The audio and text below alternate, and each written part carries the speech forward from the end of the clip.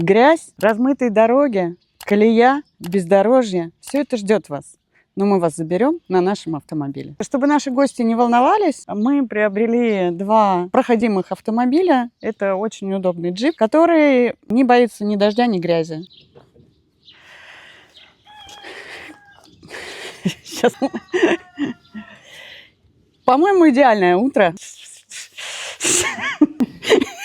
Воплотим в жизнь. Пойдем дальше, покажу тебе второй этаж.